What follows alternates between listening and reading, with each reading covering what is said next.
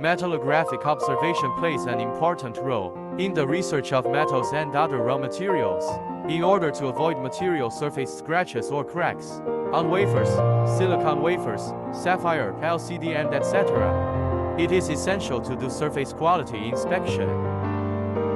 Next, we observe the structure of the wafer and the surface of the aluminum block by microscope. We can only see slight scratches on the surface by visual.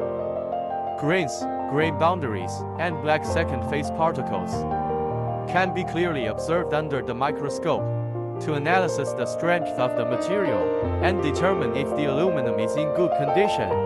Now we observe semiconductor wafer by microscope. The surface of the wafer is smooth, seems like a mirror.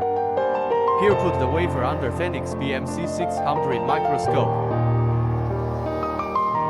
It likes a huge city with wide streets, neat houses and straight roads. It is unimaginable that integrated 10 billion of transistors.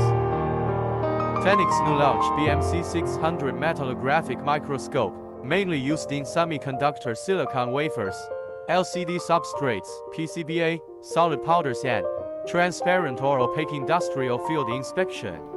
It supports a variety of observation modes such as bright field, dark field and polarized light.